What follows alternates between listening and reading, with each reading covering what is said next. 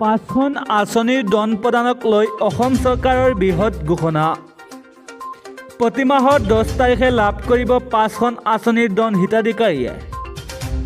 অৰুণোদয় বৃদ্ধ পেঞ্চন পোৱাসকলৰ বাবেও অসম চৰকাৰৰ বৃহৎ ঘোষণা। চৰকাৰী পেঞ্চন লাভ কৰা সকলৰ বাবেও ভাল খবৰ দিলে হিমন্ত চৰকাৰে। বিজ্ঞাপন জৰিয়তে এই তথ্য প্ৰকাশ কৰিলে বিজেপিৰ মিত্ৰজোঁটৰ চৰকাৰে। অৰুণোদয়, শ্বহীদ কুশল কোঁৱৰ বৃদ্ধ পেঞ্চন, বিধৱা পেঞ্চনৰ হিতাধিকাৰীয়েও লাভ কৰিব এই ধন। 5খন আঁচনিৰ ধন প্ৰদানক লৈ অসম চৰকাৰৰ বৃহৎ ঘোষণা। প্ৰতি মাহৰ 10 তাৰিখে লাভ কৰিব 5খন আঁচনিৰ ধন হিতাধিকাৰীয়ে। অৰুণোদয় বৃদ্ধ পেঞ্চন পোৱাসকলৰ বাবেও অসম চৰকাৰৰ বৃহৎ ঘোষণা। আমি জনাই আছোঁ এটা গুৰুত্বপূৰ্ণ খবৰ। 5খন আঁচনিৰ ধন প্ৰদানক লৈ অসম চৰকাৰৰ বৃহৎ ঘোষণা। প্ৰতি মাহৰ 10 তাৰিখে লাভ কৰিব 5খন আঁচনিৰ ধন হিতাধিকাৰীয়ে। দৰ্শকসকল, আন এটা গুৰুত্বপূৰ্ণ খবৰ হৈছে মুছলমানক লৈ ডাঙৰ মন্তব্য ছিদ্দিক আহমেদৰ। 90% মুছলমান ড্ৰাগছৰ বেহাৰে জড়িত বুলি মন্তব্য ছিদ্দিক আহমেদৰ।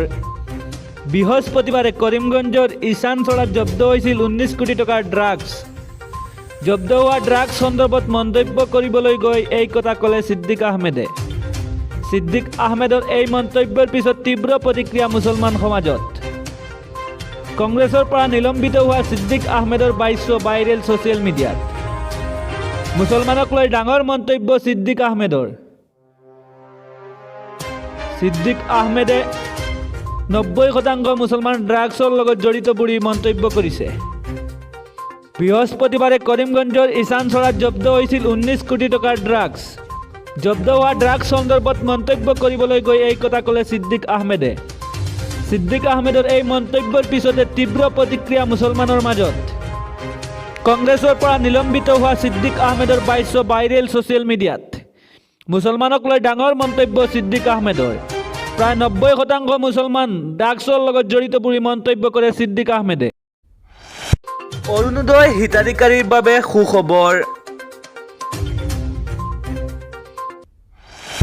অৰুণোদয় হিতাধিকাৰীক চৰকাৰে দিব বিনামূলীয়া বিদ্যুৎ সেৱা।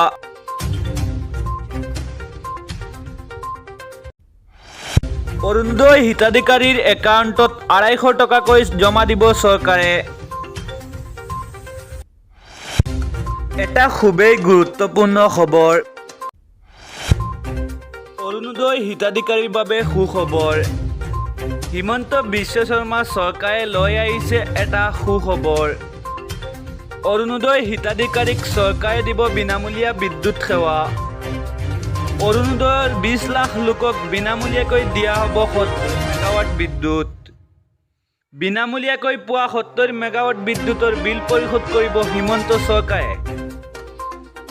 বিদ্যুৎ বিল পৰিশোধ কৰাৰ বাবে 250 টকাকৈ হিতাধিকাৰীৰ একাউণ্টত জমা দিব চৰকাৰে। চৰকাৰে একাউণ্টত জমা কৰি দিয়া মাচুল হিতাধিকাৰীয়ে দিব লাগিব বিদ্যুৎ বিভাগক। 20 লাখ লোক উপকৃত হ'ব এই আঁচনিত। আমি জনাই আছোঁ পুনৰ সেই গুৰুত্বপূৰ্ণ খবৰটো। অৰুণোদয় হিতাধিকাৰীসকলৰ বাবে আহিছে এটা খুবেই গুৰুত্বপূৰ্ণ খবৰ। অৰুণোদয়ৰ 20 লাখ লোকক বিনামূলীয়াকৈ দিয়া হ'ব 70 মেগাৱাট বিদ্যুৎ। বিনামূলীয়াকৈ পোৱা 70 মেগাৱাট বিদ্যুতৰ বিল পৰিশোধ কৰিব হিমন্ত চৰকাৰে। বিদ্যুৎ বিল পৰিশোধ কৰাৰ বাবে 250 টকাকৈ হিতাধিকাৰীৰ একাউণ্টত জমা দিব চৰকাৰে। চৰকাৰে একাউণ্টত জমা কৰি দিয়া মাচুল হিতাধিকাৰীয়ে দিব লাগিব বিদ্যুৎ বিভাগক। 20 লাখ লোক উপকৃত হ'ব এই আঁচনিত।